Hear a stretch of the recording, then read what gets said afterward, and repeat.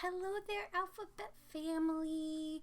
Logan and I are on another adventure again. This is Miss Courtney, and today we are making a dough. This is safe to eat, but I would not recommend as it tastes disgusting. So the 4 ingredients are flour, salt, vegetable oil, and water. I took 1 cup of flour. I mixed it with a half a cup of salt, and then I added 1 teaspoon of vegetable oil and some water. So I personally made a few mistakes. Instead of a teaspoon, I put a tablespoon of vegetable oil. I also added way too much water, which you will see. So mistakes happen.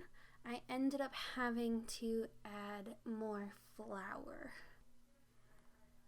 This is my first attempt. You can see the consistency is very soupy rather than Play-Doh-y.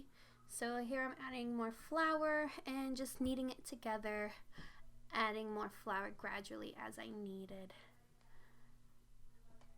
I have not attempted to add color, but go ahead and give it a try. Just know your fingers might turn colorful with the mixture.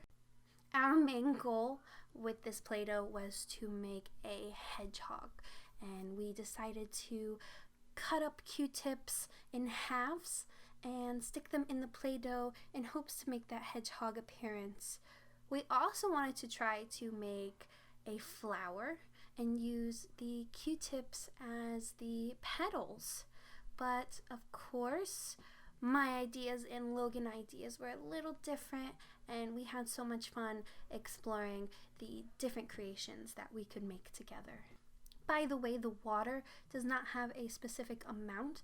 It all depends on the consistency you want, and so just add gradually at a time. And if you need, add some more flour just like I did. So here is a close-up of our dandelion in progress. So we decided only to use Q-tips as we have an abundance in our house. But what other objects could you use? Do you already have a plan in your mind? Do you have to think about it? Are you gonna go outside, grab some items, or will these be items maybe you find in your house? What room? Your room, the kitchen, the living room, the bathroom, who knows? Take a picture, or better yet, draw a picture of your creation with tons of details, so that way when you come back and you see us, we'll be able to explore your picture and show the classroom.